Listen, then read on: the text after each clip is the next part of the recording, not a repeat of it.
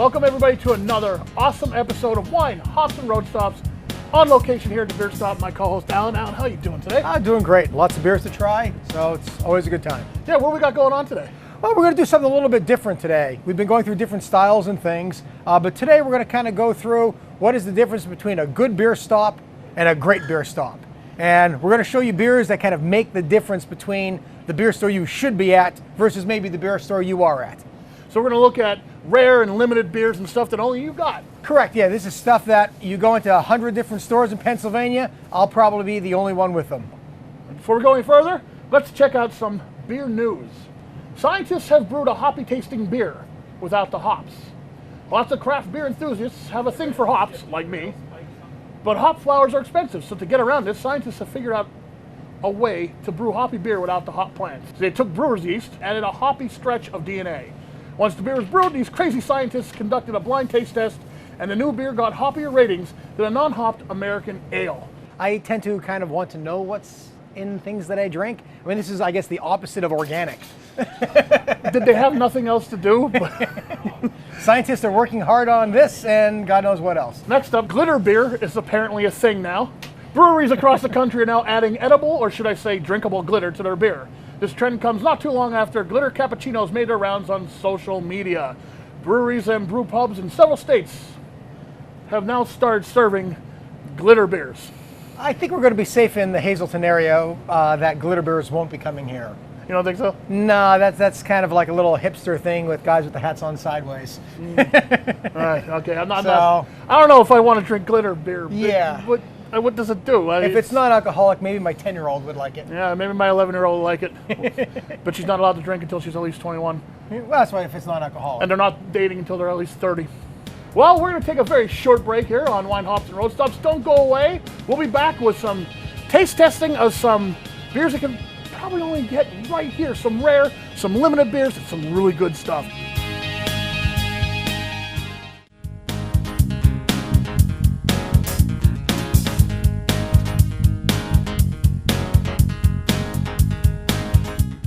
Welcome back to Wine, Hops, and Road Stops right here on WYLN TV 35. On location once again at the Beer Stop, my co-host, Alan Giannetti. Alan, we're going to talk about other styles we haven't really talked that much about in this series yet. Like, we've been talking a lot about IPAs and stouts, and a lot of people that are watching are probably thinking, is that the only beers in existence? No, it's the only beers I like. But yeah, there's hundreds of different styles out there. I mean, we hit the main ones, the most popular ones. IPAs, your favorite, is probably the most popular style for the microbrew world right now. Stout's his favorite. Stouts are my favorite, so obviously, you know, we drank most of those. So let's take a look at some not so obvious styles that that are actually pretty popular nowadays, you know, in the craft beer world. Okay. First up, we have the barley wine. Although wine is in the name, it's very much a beer. Usually a very strong beer. The style is usually fruity and sweet. It can be bitter. English varieties are usually more malty than the American versions, and most barley wines can be cellared for years. They age well. The ABV is usually between about 8 and 15%. Yeah, they'll even get up into the 20s for some of the specialty ones. However, as again, there is no wine in it. It's made exactly like a beer. They just put more stuff into the mash. A good example for a barley wine would be a Weyerbacher. They have a nice barley wine out there. The Old Guardian from Stone is another really good one. And you can't age these because they are higher alcohol. I mean, probably 10, 15 years you could probably age some of these. So, take them, throw them in your basement, and they'll continually change every year slightly with, the flavor of them. Next up is the fruit lambic. The use of fruits or fruit syrups are traditionally added after fermentation has started. Cherries, raspberries are common, all producing subtle to intense fruit characteristics. Once the fruit is added, the beer is matured before bottled. Malt and hop characteristics are generally low, so there's a big fruit taste to these beers. ABV is usually on the lower side, but it can also go up to about 8%. Yeah, most of the ones you're going to get over here are usually going to be the Belgian lambics from Lambic. They have strawberry, raspberry, which is their #1 seller, peach, sour apple, currant. I mean, it goes on and on. So if you like fruit, this is your beer. It's great. My wife loves these. It's kind of almost throw them in a Cosmo glass, and you kind of, have a little fun with it, and it looks a little different. Tastes nothing like beer, though, quite frankly. It tastes absolutely nothing like beer. It's more kind of a slightly alcoholic fruit juice. Next up is a Bock. In medieval times, German monks would brew a strong beer like this for sustenance during their Lenten fasts. It's a bottom fermenting lager that generally takes a few months of lagering. That means cold storage. I mean, you know that, they don't. Lagering means cold storage. You keep it cold.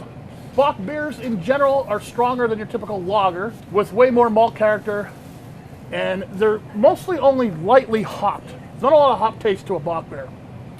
Back in the medieval times, they would take their beers, which you would brew in the summertime, but you can't grow in the winter, so they would put them in kegs and put them into caves where it would be kept cold, and that way they can keep the beer all year long. And that's where the Bock came from. And the original guys in Germany were actually the Einbock, which means billy goat. And to this day, they actually still use the billy goat on the Eyinger Bock, which is one of the best double Bocks out there. And you'll even get a little thing, a little plastic billy goat on the bottle as well. And finally, the wit beer. Wit beer is a pale and cloudy beer. The cloudiness is due to it being unfiltered and the high level of wheat or oats that are used in the mash. Always spiced, usually with coriander, orange peel, or something like that. Sometimes served with a lemon or orange. Often referred to as a white beer. ABV is usually 4 to 7%. Good example of one of these beers. Everybody knows the Blue Moon and the Shock Top. I mean, that's whether it's a white, a wheat, a wit, it's all pretty much, the same thing. One of my favorite ones is the UFO White. We've done that on a sampling. Yeah, that is a really good beer. Yeah, excellent beer. The wheat beers are just got done mowing the lawn and I want a beer. They go down real smooth, real fast. And it's a great way also, if you're not into the craft brewer world, that's the first beer you want to kind of get into, because it's going to be a little bit richer, a little bit fuller, a little bit creamier than your Bud Miller Coors. My wife loves wheat beers. Yes, yeah. I love them in the summertime. All summer long I'll drink wheat beers. It's a good season for them. Now let's move on to some taste testing. Right here in front of us we have a bunch of beers that are either limited release or hard to find, or stuff that you just have here. We have a couple of different styles. IPAs are always the #1 seller, so we've got about 3 of those. We also have a Saison, which I'm not sure if we've tried any before. Then we're also going to have a Berliner Weiss, which is a dessert beer. Then we have a Goose. Goose or sour beers are very popular now. They're getting a lot of play. They're a lot of times made like a combination of beer and wine, where you're going to have a lot of fruits in them, but they will keep the fruits in the mash until the mash sours. I know someone who would like that. A friend of mine, Jeff Tomasacci, loves sour beers. Okay, yep. I don't really, but I haven't tried enough, so maybe this one will be like my entryway into that. Honestly, if you try a sour beer and you hate it, marinate a steak in it. Ooh. It comes out really nice, and so if you try it, at least you don't have to throw it away. Marinate your steak overnight in it, because there's just tons of stuff in it, and it works out really nice. Now we're talking. Yep. And then our last one, we're going to go with the king of the season, the Founders Canadian Breakfast Stout. That one looks nice. That's a stout aged in maple bourbon barrels. Well, let's kick it off. All right. We'll start off with the, this is the Lomland. This is their Saison. Alcohol's low, probably in that 4 to 5% range. It's a nice springtime beer on like a couple of warm days. Yeah. You get to kind of sit outside, have a nice beer and relax. Saisons are great for that. So we'll consider this a European style beer, this Saison. Yes. Because it has a certain finish to it that reminds me of the German style lagers. Yes. And the German style. Yeah. Well, again, it's more than a lager, but yet it's less than a pale ale. So you're kind of in that arena where you're getting a little bit more in your beer, but not so many hops to make it into a pale ale or IPA, and it just fits nicely in that niche there. Great. Another good entry-level beer, because you're not going to get overwhelmed with a tremendous amount of hops. Okay, we're going to move on to, I'm going to say, Alan brought this to me because he knows I like IPA. Yes. This is a phenomenal IPA. If you haven't had this IPA, and we are literally the only ones with it, Lawson's Little Sip of Sunshine. It's just a great, just the nose on it is just, it completely is floral and hops and citrus. And yeah, I'm already past smelling it. I already drank half of it. Yeah, this is excellent. That is such a great IPA. Comes in around 8.5% alcohol. Unfortunately for me, it only comes in 16-ounce cans. I don't know why. The West Coast thing, everything comes in cans anymore, and you're going to start seeing less and less in bottles. That's why most of these oddball beers and rare beers are in cans. That's fantastic. I'm sorry. I'm supposed to be sipping it. That was too good. Next is a Newburgh Gigaboss Double IPA. It seems like a different style of hop in it. Yeah, there's definitely a different style of hop. The Sunshine for the summertime is really getting into the, citrusy of the hops. You know, this is more kind of, you know, just hits you hard with the hops. So that's Gigaboss IPA. Yeah. Good IPA. Yeah, very nice. A little bit lighter, actually, but it seemed like there was a little bit more alcohol to it. Not worthy of finishing, I guess, for now. For now. The next one is the Thirsty Miner. I got this one, basically it's from Wisconsin, just because it said miner on it. We're a mining town. This is a double IPA coming in at around 8.5% alcohol. This one's dangerous because it doesn't taste like that. I usually think like a double IPA will taste a little bit maltier. Right. Then this is more almost like straight hops, and they just kind of put more and more hops in the mash. It's nice. All right, the next one is from a company out of Virginia called Grimm. All right, this is the Berliner Weiss. So this is going to be I have no idea what that means. It's going to be completely different than almost, you know, any other kind of beer that you're used to. It's much lighter. The alcohol is lower, probably around 4.5 to 5% only. And you can smell it's like, yeah, as I said, it's usually a fresh yeast, fresh hop. Yeah. There's a good smell to it. But it is very light, little tart. And again, they bill it always as a dessert beer. A little tart. Yeah. It's a little bit more than a little tart. Yeah. Well, you think that's tart, wait till we get to the goose. Again, it's just another style. If you're not a big hop head, this is something that you might want to go down the road for because you are not going to get that big bitterness. It's a completely different flavor. You would almost think this is a mixed drink if you didn't know it was beer. Oh, yeah, yeah. This does not really taste like most of the beers that we've been trying. No. Okay, next up, what do we have? Okay. We have the Collective Projects Goose. And again, the goose is going to be all types of fruit, all types of berries. Made a little similar to a wine, but again, they let the fruit and the berries sour before they actually put it in the mash. Whoa, that's a sour beer. Yes. Yeah, that's sour beer. Yep, and again, a lot of them you can almost, there's a little vinegary flavor to this one as well. Yes. It's not my cup of tea at all, but I will say we sell a whole bunch of sours. There's guys out there that are just sour guys. Oh, yeah, and you can absolutely. tell because it's such a unique flavor. If you love this, all you're going to be doing is looking for sours. Now, I've tried some sours before. Like I said before, a friend of mine loves them. Mm-hmm. So he lets me try them, you know, when he gets some. Yeah. If you like sour beers, you're going to like this one. This is a true sour. Yeah. Oh. A lot of them in the American market now, they're coming out with like a blood orange sour, where they're trying to get more of the fruity tones than the sour tones, which is not the original Belgian style sour. This is definitely a Belgian style sour. So this is made as a sour should be made. Yes, that's a great example of what a sour should be. Take a couple of sips, you like it, and then marinate your steak with it. And finally, their little angels should be singing over our heads. It is a imperial stout with chocolate and coffee, aged in maple syrup bourbon barrels. Wow. Yeah. Wow. That's it. Yeah. We're just going to say wow for the next probably minute and a half. You're expecting such a sweetness from like maple syrup in there, but with all the hops and the stout and the coffee and the bourbon, wow, just really marries together nicely. Probably supposed to sip it, but that was fantastic. That is really good, really good. And again, this one probably you don't want to have right out of your fridge. Put it on the side, have it around like 55 degrees, around that temperature, 50 degrees, and you're going to get a lot more of, you know, different flavors and different. Pour a nice little cognac glass. Your hand can keep the beer a little bit warm. You don't want it too cold. Right, so you should actually hold it like this. Yes. Or by the stem. Yeah. Like I said, it's all these barrel-aged beers. They're almost like cognacs in a sense. And, you know, the more kind of 55, 50 degrees, it just, you know, makes it a really different flavor. But that is so nice. So what you're saying is keep it a little bit warmer. Yep. And I'm going to assume that bottle of beer will age very well. This bottle of beer will age excellent, yes. Fantastic selection of beers here at the Beer Stop. All excellent. When we come back, we're going to take a little road stop, and I'm going to try some Indian food for the first time. Don't go away. There's more coming up on Wine, Hops, and Road Stops after these messages. We'll be right back.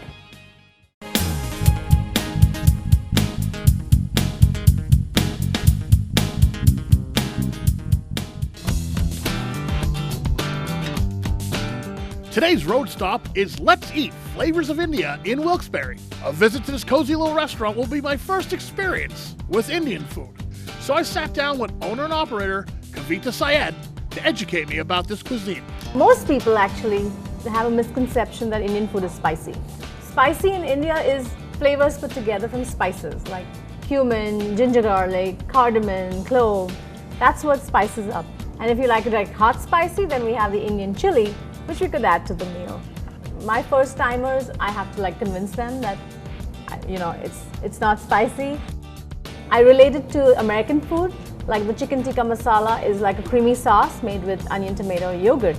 I say it's something like an Alfredo sauce. So they're like, oh, let's try it. So that's how, you know, we try to make first timers try our food, and they enjoy it, they like it, and it's just the first time you got to try it and then you're in love with it. We have a variety of vegetarian, chicken, lamb, seafood. We have gluten-free and vegan menu. The name Let's Eat, while being simple and catchy, also has a story behind it. It seems Kavita borrowed it from someone very special. The name comes from my daughter named the restaurant. She was in 2nd grade. She was, I think, 7 years old then. They had a project in school saying, oh, you know, what would you do what do you want to become when you grow big? And some said doctor, nurse, banker. My daughter says, I'm going to open a cafe and name it Let's Eat. So she had that little, you know, menu made, which I still have it somewhere at home. And then a few years down the line, I opened up a restaurant in downtown Wilkes-Barre and named it Let's Eat. So I added the flavors of India to it, so people know that it's Indian food, because Let's Eat doesn't sound too Indian. Everybody says, oh, you're hungry? Let's eat, you know. So it's pretty catchy. We did misspell it on purpose because we like to be different. So it's Letts.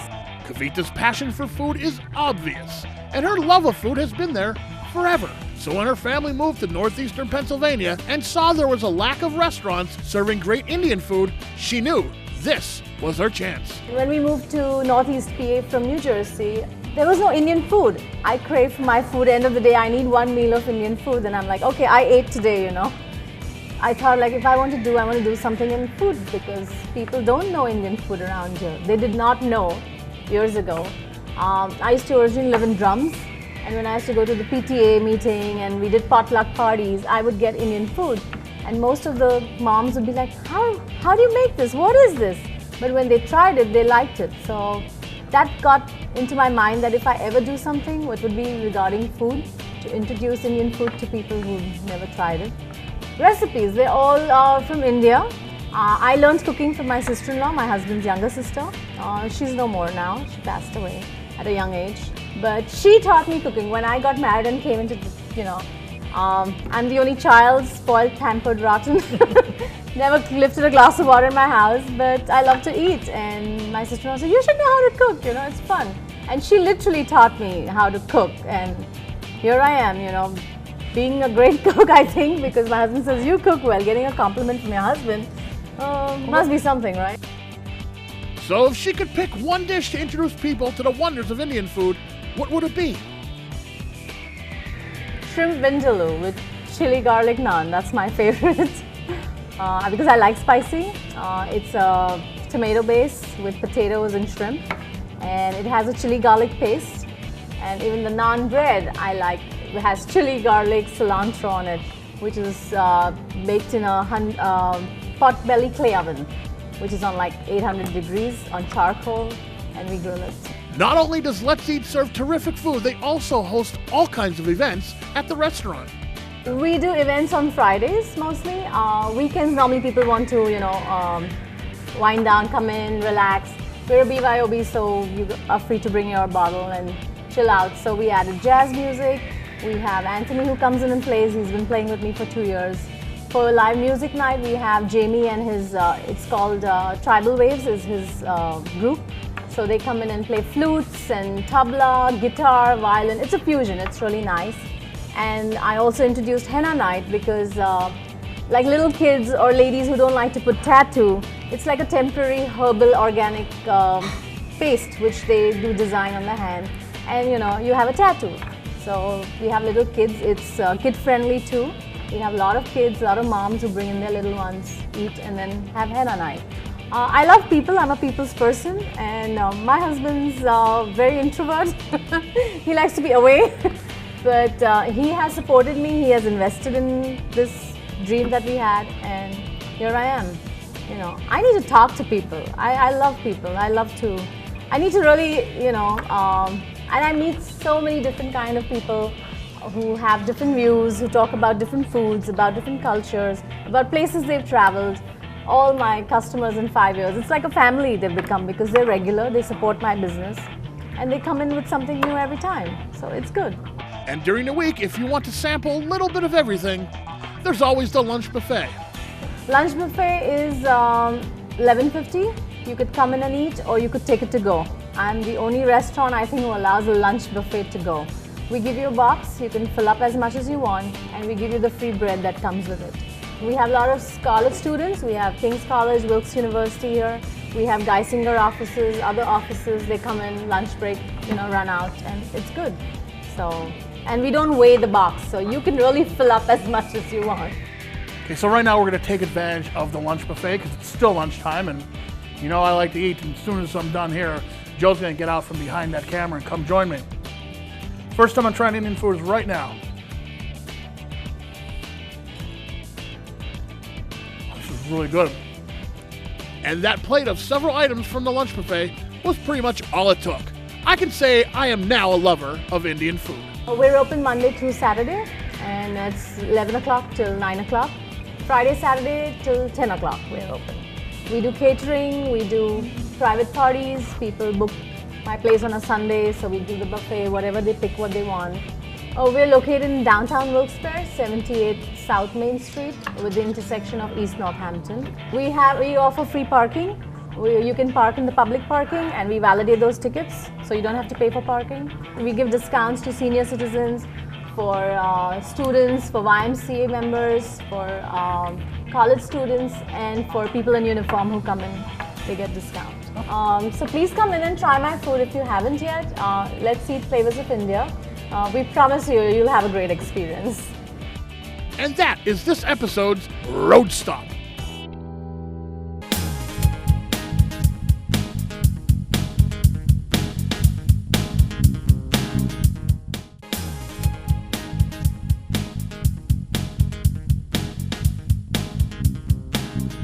Well, thank you for watching Wine, Hops, and Road Stops here on WYLN. Come visit Alan at the beer stop in West Hazelton. And remember, have a good beer, because life's too short to drink bad beer, right? Cheers. All right. Salud. See you next time on Wine, Hops, and Road Stops.